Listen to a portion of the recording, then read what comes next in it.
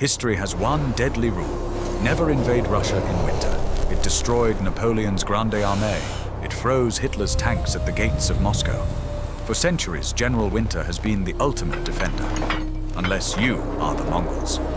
In 1237, the princes of the Rus believed they were safe inside their fortress of ice and snow. They thought the brutal cold would stop the invasion. But the army gathering on their border was different. For Subutai, Genghis Khan's most brilliant general, the frozen rivers of the Rus weren't impassable terrain. They were superhighways leading straight to the heart of the enemy. This wasn't a desperate gamble. It was a complete system of conquest engineered to turn the deadliest season into a strategic advantage.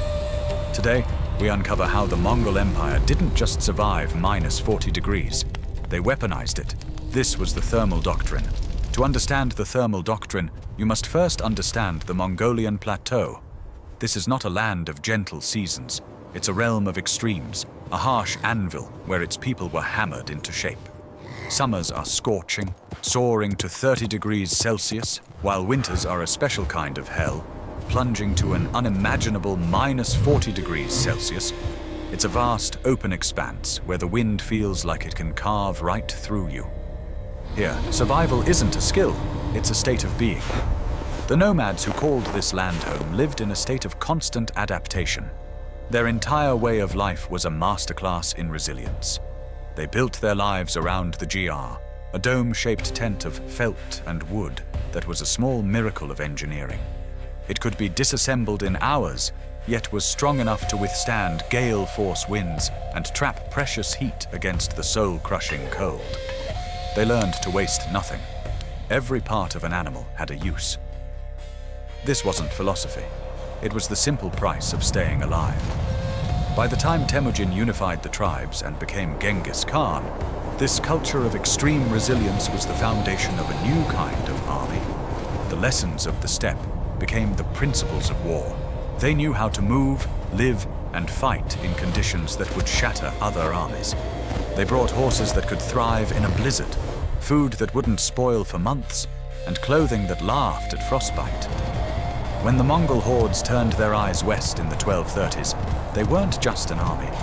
They were a living ecosystem of survival, honed in one of the harshest places on Earth, about to be unleashed on a world that couldn't even imagine them. The heart of the Mongol war machine, the engine that powered its incredible speed, was the Mongol horse. But this engine was supercharged by a freak climate event.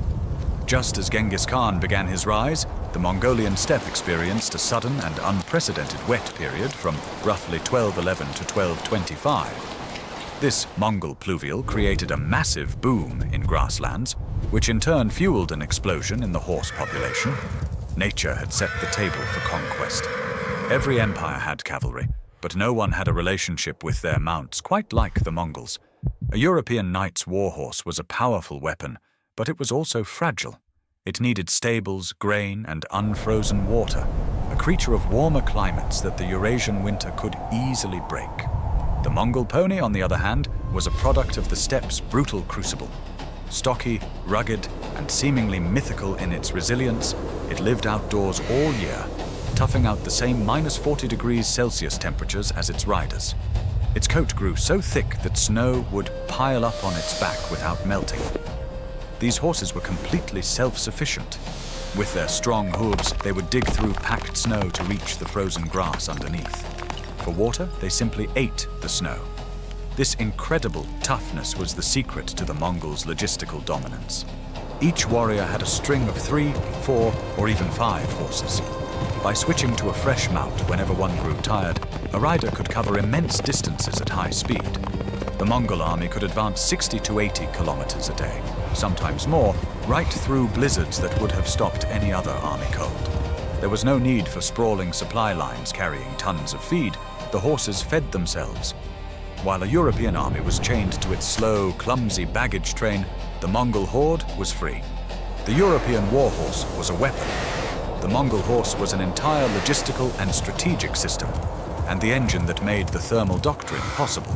An army, as the saying goes, marches on its stomach. For most armies in history, this has been their ultimate weakness.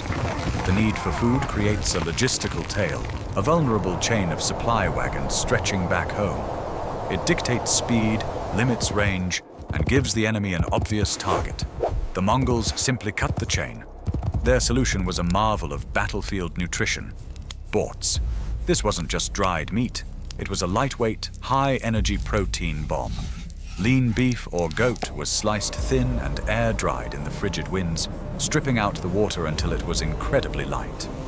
The math was brutally efficient. 1 kilogram of fresh meat shrinks to 200 to 300 grams of air-dried Borts, a concentrated protein lasting months to years when powdered and stored in a breathable linen bag. This freeze-dried jerky was then pounded into a fine powder and packed into an animal's bladder.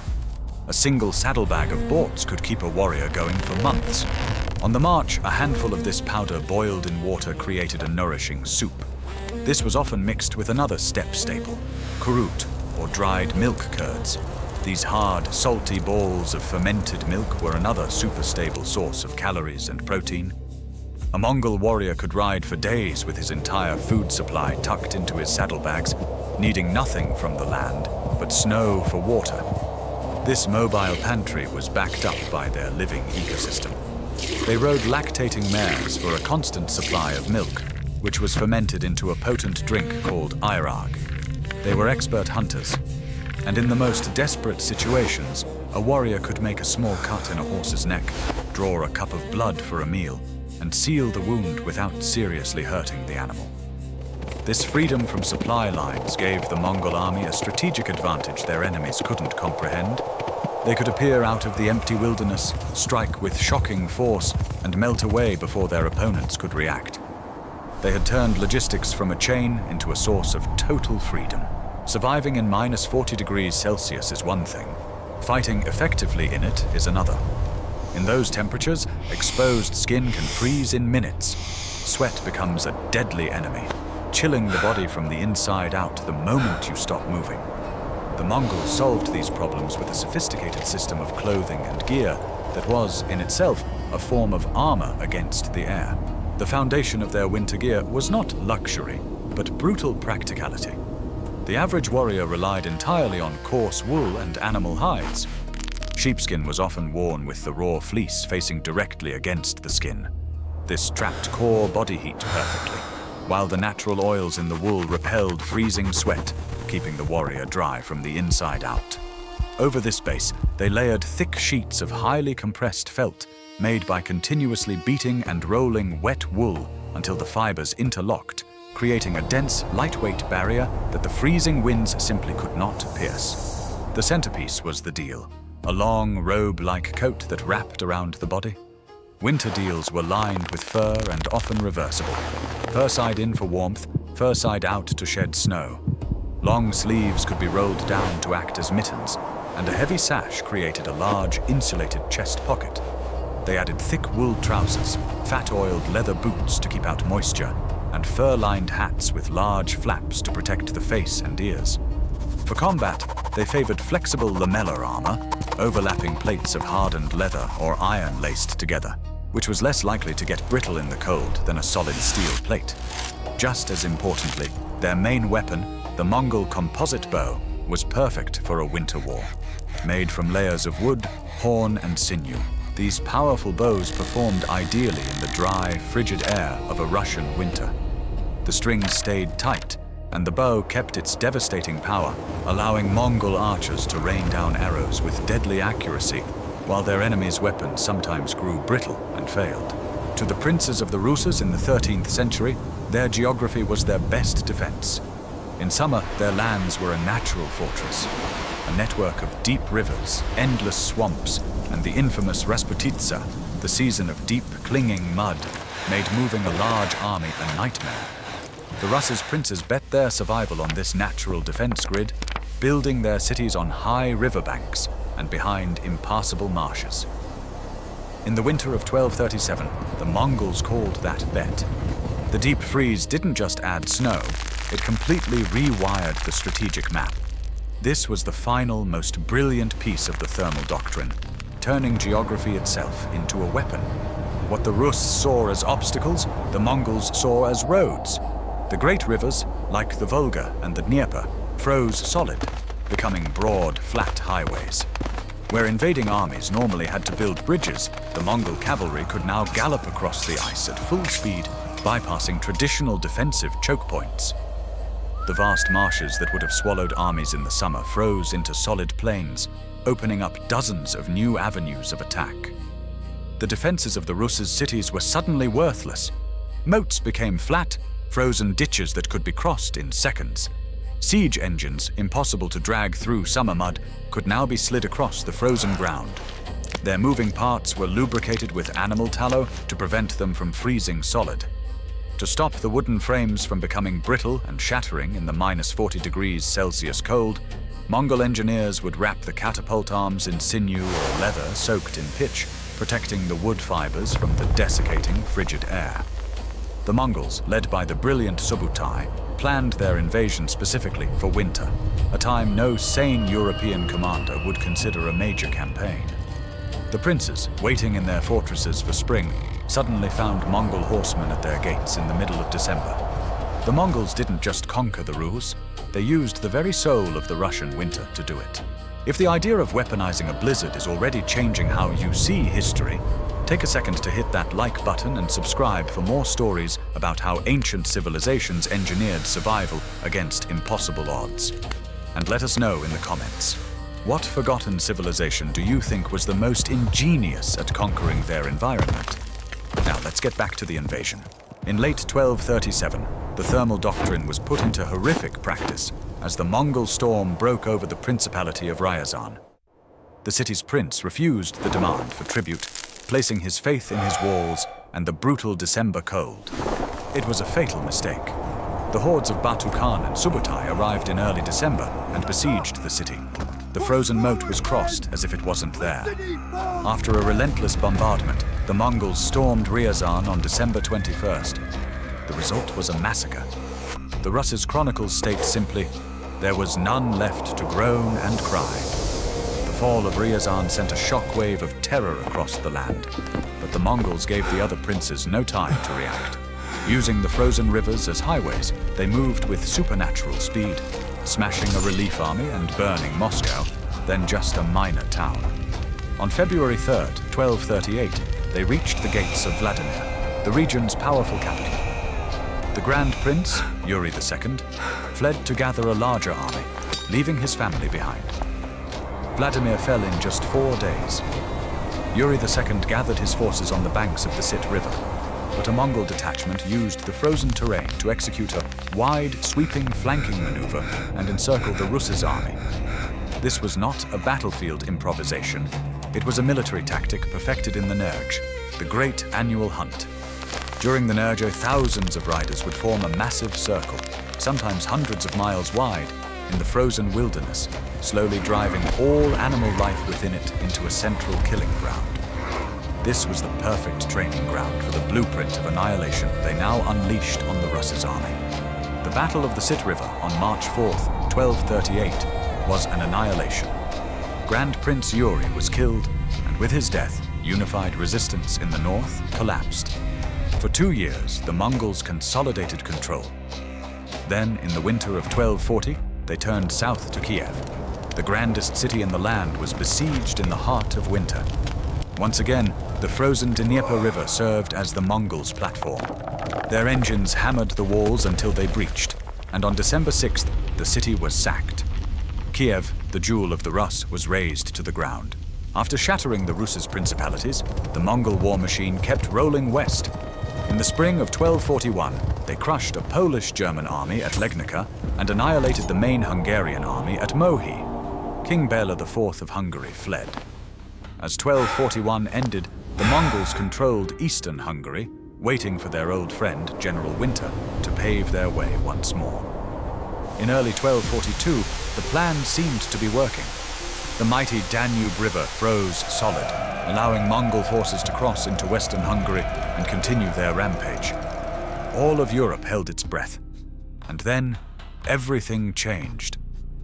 The Thermal Doctrine, so invincible in the deep freeze, had a fatal weakness: the thaw. The spring of 1242 came early to Hungary, and it was unusually wet and warm. The ice highways melted. The frozen plains turned back into a vast, swampy quagmire. The grasslands that were meant to feed their horse herds turned into muddy marshland, crippling their mobility and creating a logistical crisis. The environment that had been their greatest weapon was now their greatest enemy. It was at this moment that news arrived of the death of the great Khan, Ögedei. This is often given as the main reason the Mongols left Europe, as all princes had to return to elect a new leader. While the political summons was a huge factor, the sudden wet thaw had already broken their momentum. Subutai and Batu Khan were smart commanders. They saw that their advantage had literally dissolved into the Hungarian mud. The Thermal Doctrine had a breaking point, and that point was the first warm day of spring. Their withdrawal was both a political recall and a strategic retreat, proving they understood not just how to use the environment, but when it could turn against them. The Mongol invasion of Europe was not magic. It was the application of a ruthlessly effective system, the Thermal Doctrine. It was a strategy where every piece fit together perfectly. It started with self-fueling steppe ponies that gave the army unmatched mobility. It was sustained by lightweight rations that freed them from supply lines. It was executed by ice-armored warriors optimized for extreme cold. And it was all guided by a military genius who understood how a deep freeze could completely rewrite the map. Against the armies of the Russes and Europe, this system was devastating. The Mongols weren't necessarily stronger man for man, but their ability to move faster, endure longer, and fight in weather that paralyzed their enemies gave them an overwhelming advantage. They didn't just conquer territory, they conquered the climate itself. The legacy of the Thermal Doctrine echoes through military history. It's a stark reminder that the environment is never neutral. From Napoleon's disastrous retreat from Moscow to the brutal Winter fighting on the Eastern Front in World War II, General Winter has always been a major player in Eastern European wars. But what made the Mongols so different was that they didn't see Winter as an enemy to be beaten. They saw it as an ally to be embraced. Today, as our own climate changes, the lessons from the steppe feel more relevant than ever. As polar ice melts, opening new strategic sea lanes, modern militaries are developing their own cold weather doctrines. The Thermal Doctrine was, ultimately, a system of perfect adaptation. It proves that the force that best understands and works with its natural environment holds a decisive advantage. The question for our time is, who is writing the new doctrines? The wind sweeping across the vast, empty plains of Mongolia seems to whisper the answer. Nature always rewards the prepared. Before the next video drops, I want to know what you think.